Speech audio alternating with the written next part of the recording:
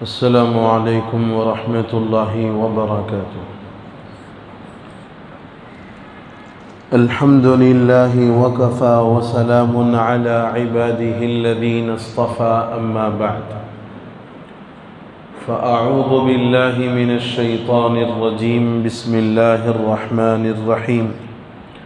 या अय्युहल्लज़ीना आमनू कूनू क़व्वामीना बिलक़िस्ति शुहदाअ लिल्लाह वलौ अला अनफुसिकुम अविल वालिदैनि वल अक़रबीन।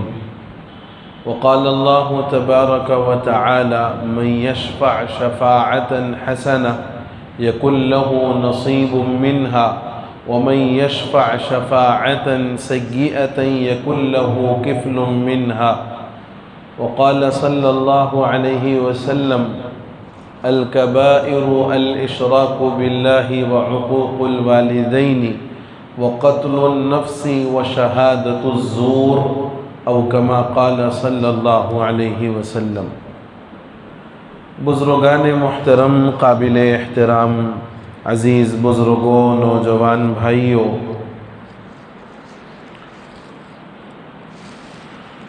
रियासत के इंतखाबात बिल्कुल करीब हैं और इंतखाबी सरगर्मियाँ, इंतखाबी रियालियाँ और इंतखाबी मंशूर अवाम के लिए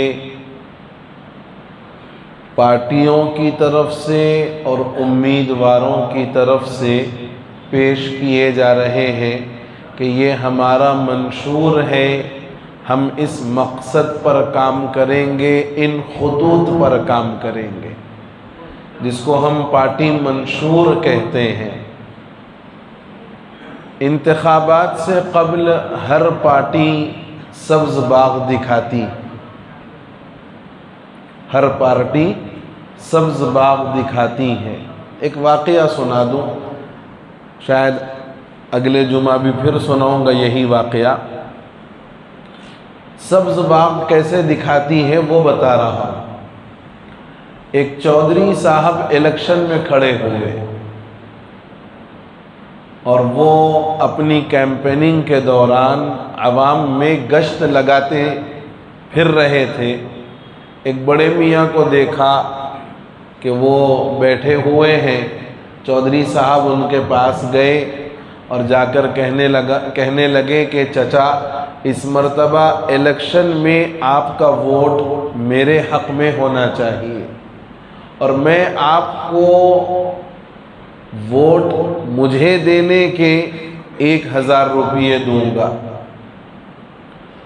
तो उन चचा ने कहा कि चौधरी साहब, वोट आपको चाहिए, मुझे 1000 रुपये नहीं चाहिए। आप एक काम करो कि बाज़ार से जाकर मेरे लिए एक गधा ख़रीद कर लाओ। बाज़ार से जाकर मेरे लिए एक गधा ख़रीद कर लाओ। अगर तुम मुझे गधा ख़रीद कर दे दोगे, मैं तुम्हें अपना वोट दे दूंगा। तो चौधरी साहब ने पूरे बाज़ार का गश्त लगाया, पूरे बाज़ार वो घूमे और उन्होंने गधे की कीमत मालूम की तो कहीं भी गधा 40,000 रुपये से कम में नहीं था। कहीं पर भी पूरे बाजार में 40,000 रुपये से कम गधा नहीं मिल रहा था। तो चौधरी साहब वापस आए और उन चचा से कहा कि चचा, मैं आपको गधा तो नहीं दे सकता, लेकिन ये 1000 रुपये मैं आपको ज़रूर दे सकता हूँ। तो चचा ने पूछा कि भाई आखिर क्या वजह हो गई, मैंने आपसे एक गधा मांगा और आप उस गधे के बजाय सिर्फ 1000 रुपये ही देने पर तैयार हैं। तो कहा कि पूरे बाज़ार में कहीं 40,000 रुपये से गधा कम का मिल ही नहीं रहा है, तो मैं 40,000 तो आपको नहीं दे सकता, अलबत्ता ये 1000 रुपये ले लो और मुझे अपना वोट दे दो। तो उन चचा ने कहा कि चौधरी साहब, क्या आपके नज़दीक हमारी कीमत गधे के बराबर भी नहीं है? आपके नज़दीक हमारी कीमत गधे के बराबर भी नहीं है कि आप हमें एक गधा लाकर नहीं दे सकते, लेकिन बदले में आप हमसे हमारा वोट मांग रहे हो। ऐसे ही सब्ज बाग दिखाए जाते हैं। देखो, इलेक्शन और इंतखाबात के मौके पर हर आदमी का सियासी बसीरत का इम्तिहान होता है। वैसे अब अवाम में इतना शऊर तो आ गया कि कौन अपना है और कौन पराया है, ये समझ तो गई है, मगर इस समझ के बावजूद अपनी समझ पर अमल करने से कासिर है। इस समझ के बावजूद अपने उस समझी हुई बात पर अमल करने से कासिर है। या तो बाज़ लोगों की मजबूरियां हैं, या बाज़ लोगों के अहवाल ऐसे हैं कि वो अपने उस समझे हुए के मुताबिक नहीं, उसके खिलाफ ही जाने पर वो मजबूर है।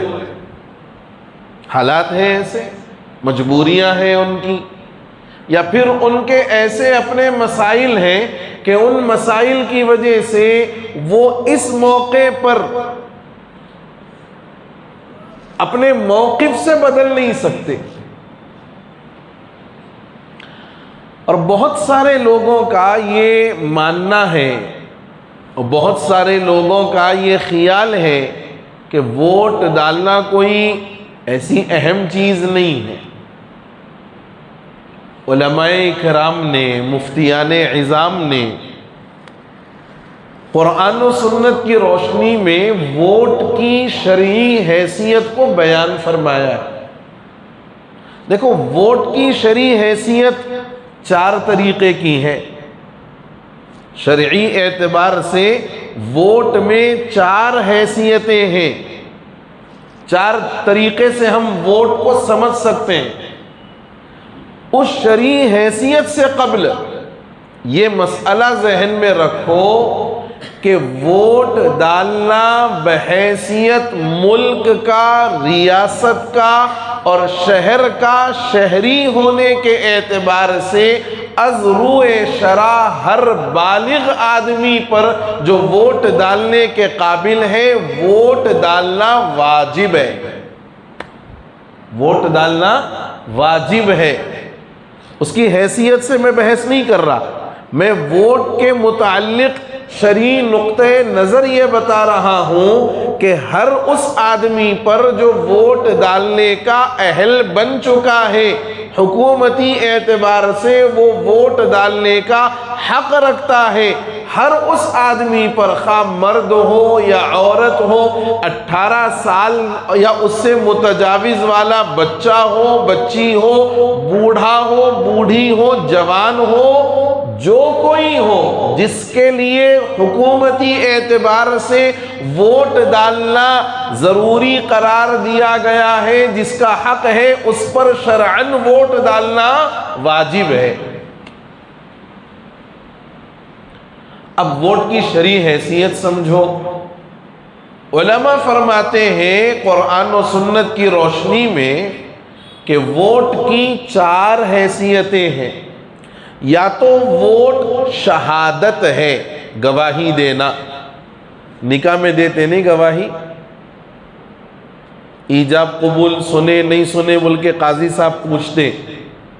वो जो 2 लोगों को एक सरपरस्त के साथ बच्ची के पास भिजाते, कई को भिजाते भाई मालूम? कई को? हाँ, ये 2 आदमी जो जाते हैं ये गवाह होते हैं, 2 गवाह, और एक जो होता है वो वकील होता है। वकील का दर्जा ये 2 गवाहों से ज़्यादा बड़ा होता है, उसकी वकालत से ये निकाह होता है। तो अब ये गवाह इसलिए भेजे जाते हैं लड़की के पास कि वो अपने सर के कानों से ये सुन कर के आए कि लड़की ने भी कहा कि मैंने इस निकाह को अपनी ज़ातो नफ्स के लिए कबूल किया। अब चूंकि वो जाके वो अल्फाज बयान करने को किसको भी नहीं आता, वो जो अल्फाज बयान करना होता ना, वकील की जिम्मेदारी है वो ये जाकर कहे मैंने अपनी वकालत से तुम्हारा निकाह फुला बिन फुला से इतने महर के इवज़ जो नकद है या उधार है इन दो हज़रात की गवाही में कर दिया, क्या तुमने इसको कबूल किया? ये जो सवाल है ये सवाल ईजाब कहलाता है। इतने बड़े हो गए अपन, इतने निकाहों में चले गए, हर शादी वलीमे का तीसरे हुक्म तक दे दिए, लेकिन अब तक मालूम नहीं है कि भाई निकाह में होता क्या आता। मैं आपको बताऊं इसकी बड़ी और बुनियादी वजह क्या है। हमने इन कामों को मखसूस कर दिया। निकाह का काम बोले तो काजी, इमामत का काम बोले तो इमाम, अजान का काम बोले तो मुअज्जिन, जुम्मे का बयान बोले तो खतीब, खलास। हमने ये तय कर दिया। याद रखो इमामत कोई पेशा नहीं है, इमामत कोई पेशा नहीं है, मुअज्जिनी कोई पेशा नहीं है, खिताबत कोई पेशा नहीं है। लेकिन इस वक्त मुसलमानों के जो हालात हैं उन हालात में मुसलमान दुनिया दुनिया दुनिया दुनिया करते करते इतना दुनिया के पीछे पड़ गया कि दीन के अहम ज़रूरी और रोज़मर्रा पेश आने वाले मसाइल से तक भी वाकिफ़ नहीं है। मैं आपको बड़ी साफ बात कहता हूँ, बाज़ मरतबा इकामत देने के लिए भी देखना पड़ता है कि इकामत के कलमात भी याद है या याद नहीं है। बाज़ मरतबा इकामत देने के लिए भी जब मस्जिद में मुअज्जिन ना हो, छुट्टी पर हो, जैसे हमारे मुअज्जिन साहब 3 दिन से छुट्टी पर है, तो अब उनकी गैर मौजूदगी में कोई इकामत देने के लिए वो हमको देखना पड़ता, साहब कोई है क्या देने वाला। अक्सर लोग दूर से इशारा कर देते, करते नहीं करते भाई, सही बोलो, दिल पे हाथ रख के बोलो आप। ये हमारी दीनदारी का हाल है, हमारी मुसलमानियत का हाल है। ये अजान और इकामत के कलमात हमको याद नहीं, और ये भी बोलते कि साहब डर होता, वो माइक में बोलना है बोले तो डर होता हमारे को। याद रखो इमामत, मुअज्जनी, खिताबत, क़ज़ात ये कोई पेशा नहीं है। हाँ, हमारे हालात दीनी एतबार से इतने नीचे जा चुके हैं कि अब इसके लिए बाकायदा अफराद को तय करना पड़ रहा, तय करना पड़ रहा। तो मैं ये अर्ज कर रहा था कि दीनी नुक्ते नज़र से वोट के सिलसिले में पहली हैसियत गवाही की है। तो वो 2 गवाह जाके बच्ची के सामने वो वकील अल्फाज बोलना, इसको ईजाब बोलते। बच्ची फिर जब बोले हाँ मेरे को कबूल है, ये है कबूल, ये है कबूल। अब वो ना तो बोलते ना बच्ची वहाँ से कुछ जुमला बोलती, उसकी दस्तखत कर देना भी कबूलियत के वास्ते दलील है। ये है असल बात। अब बच्ची दस्तखत कर दी, अब माँ बाप तय कर दिए या अपने तौर पे जो है ना पहले से तय कर लिए थे, जो भी बहरहाल मसला था, बच्ची दस्तखत कर दी तो ख़त्म बात। अब काजी साहब सिर्फ शौहर साहब से ही कबूल करवाते, बच्ची से कबूल करवाने का रिवाज उर्तुगुल में देखे होंगे, बच्ची से भी काजी साहब आके कबूल करवा रहे। सो वहाँ देखे नहीं? हाँ, वहाँ देखे हुए रहते, वो देखते खाली अपन, उसके बाद में अप्लाई करना अपने को नहीं आता। ये हमारी सूरत हाल है। तो वोट की पहली हैसियत ये है कि ये गवाही है, शहादत है। और कुरान क्या कहता है?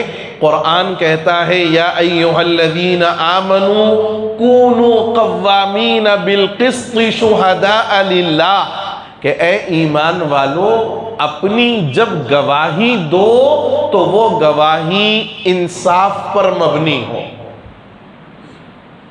अपनी वो गवाही इंसाफ पर मबनी हो, और इंसाफ वाली गवाही दो, हक वाली गवाही दो।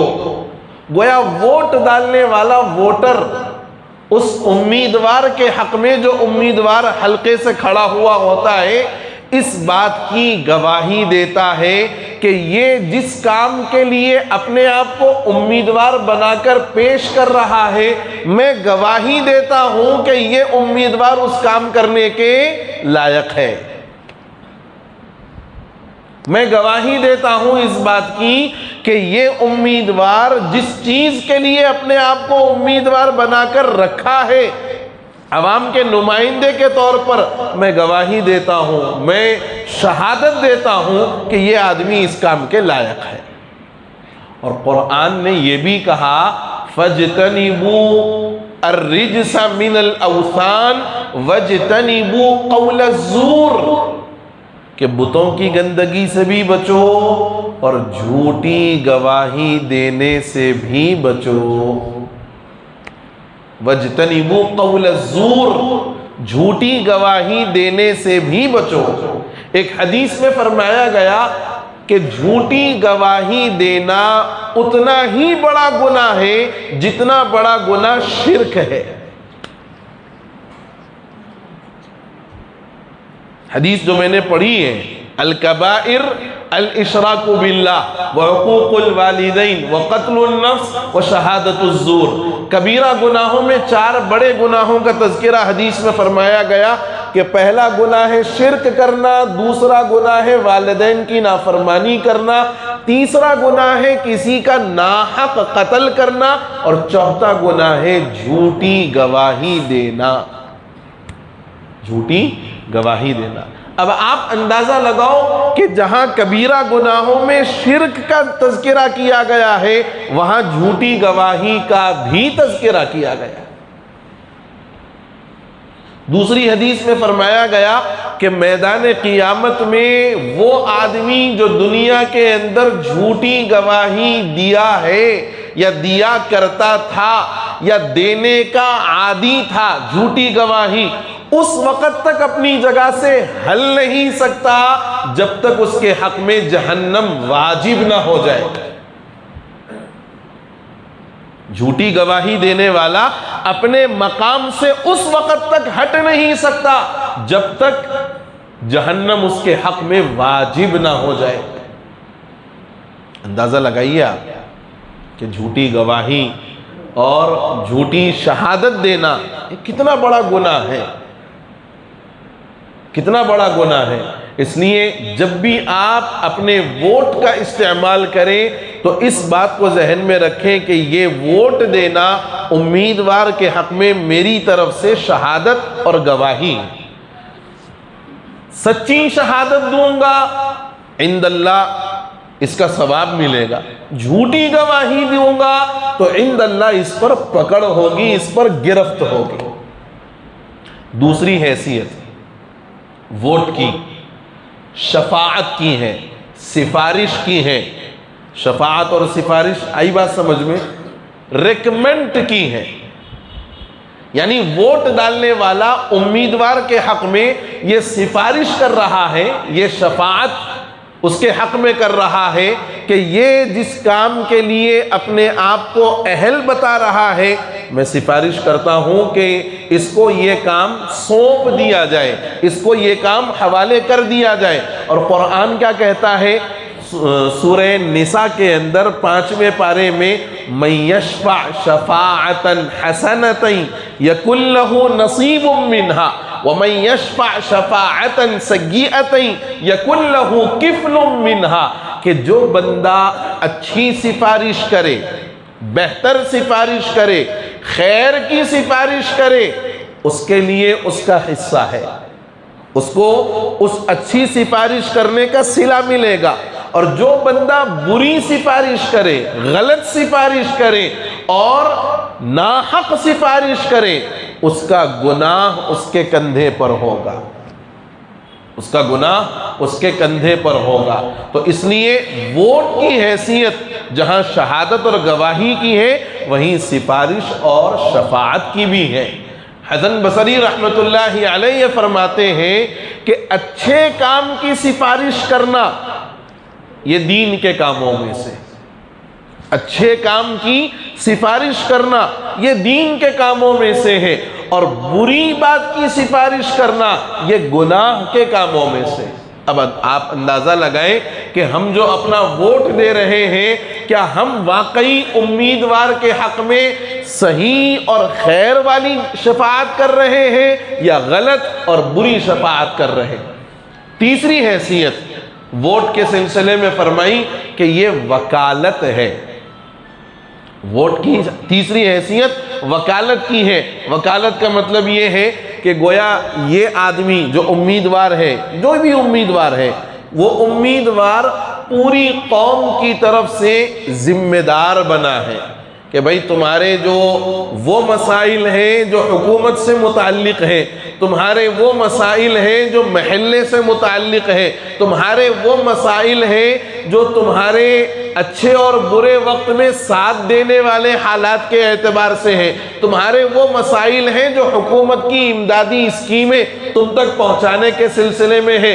ये उम्मीदवार पूरे इलाके और महल्ले की तरफ से वकील बनकर खड़ा है और हम उसके हक़ में ये गोया उम्मीद जाहिर कर रहे हैं कि ये जो हमारा वकील है ये बिल्कुल सच्चा है, अमानतदार है, दियानतदार है।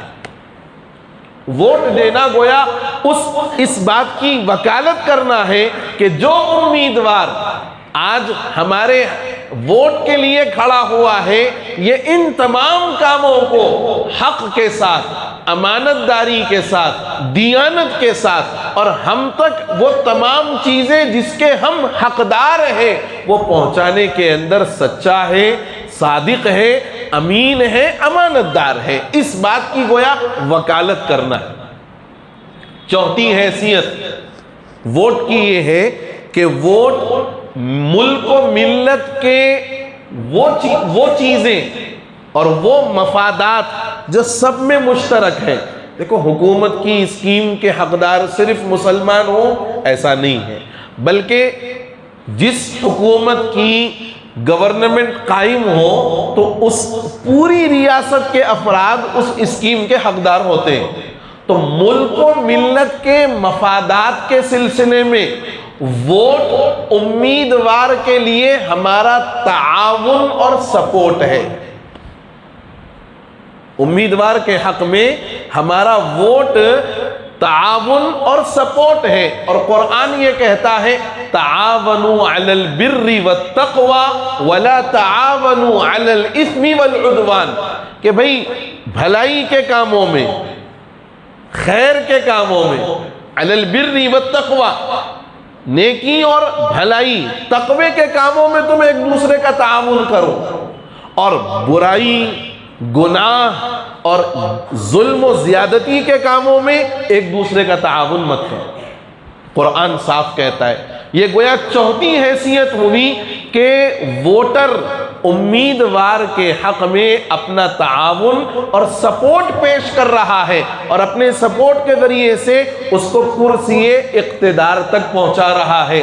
अब जरा गौर करके देखो कि अगर वाकई अहल लोग जाएंगे, वाकई काबिल लोग जाएंगे, वाकई उस सीट और उस कुर्सी और उस मनसब के हकदार लोग वहां पहुंचेंगे तो मुल्क व मिल्लत का फायदा होगा, मुल्क व मिल्लत का फायदा होगा।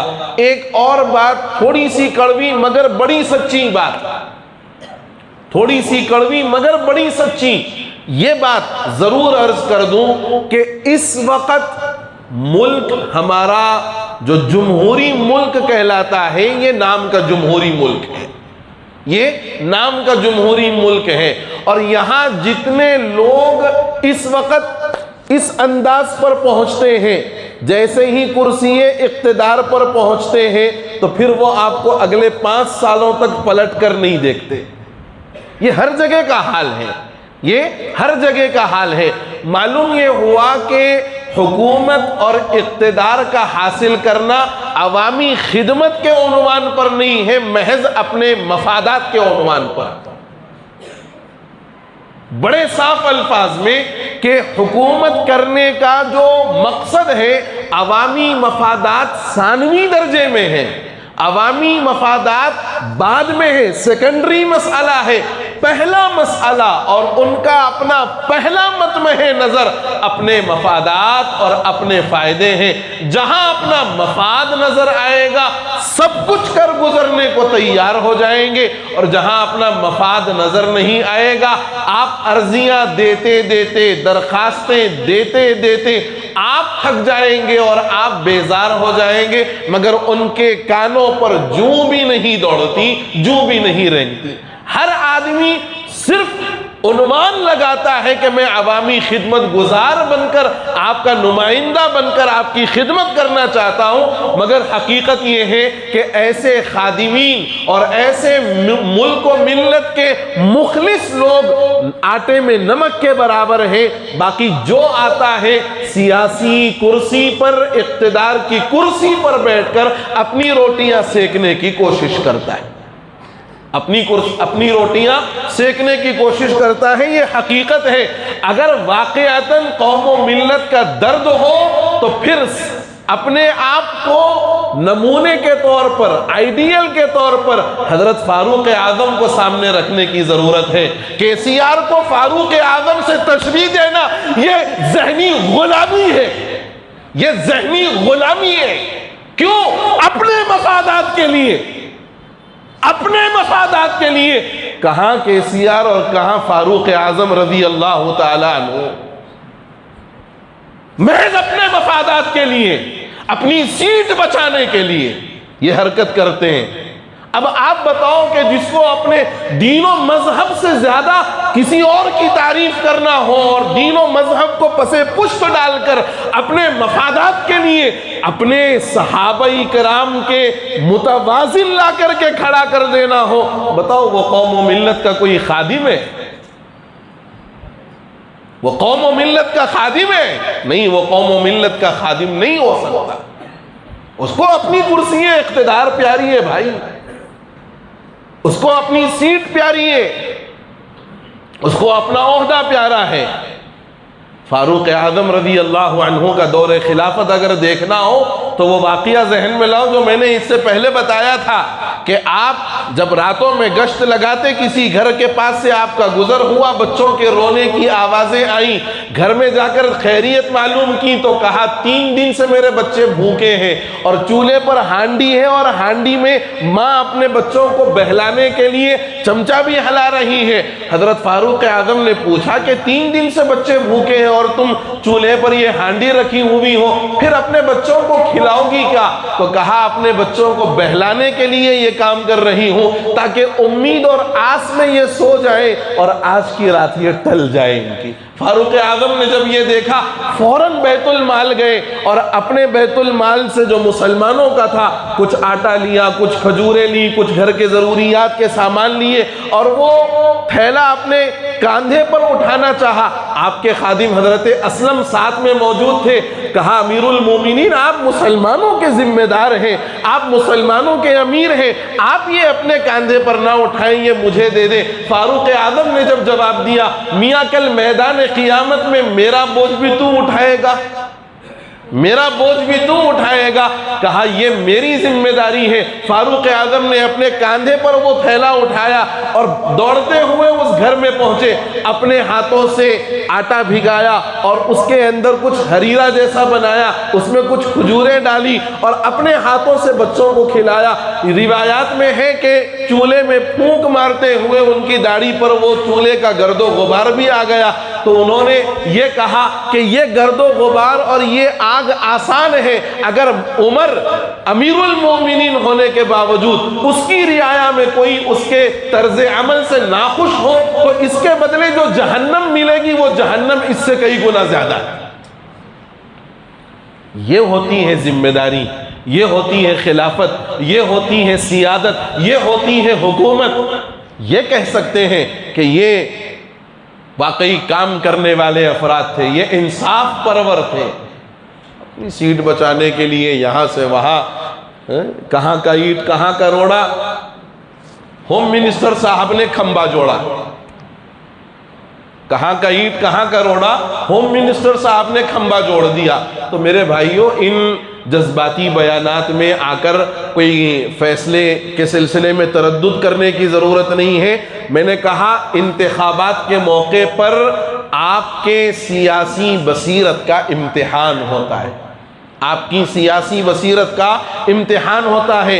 ये गोया आपके लिए एग्ज़ाम का मौका है और आपके अंदर की काबिलियत और सलाहियत को ये जांचना है कि वाकई आप अपने मफादात के हक़ में कितने मुखलिस हैं, दूसरे मुखलिस हैं कि नहीं ये छोड़ो, आप कितने मुखलिस हैं, ये बात जहन में रखने की ज़रूरत है। इंशाअल्लाह टू बी कंटिन्यू अगले जुमा में इसी पर बात होगी कि वोट डालना कैसा है और वोट बेचने का क्या हुक्म है, वोट नहीं डालेंगे तो नुकसान क्या होगा। इंशाअल्लाह to be continue next Friday. व आखिरु दावाना अनिल हम्दुलिल्लाहि रब्बिल आलमीन।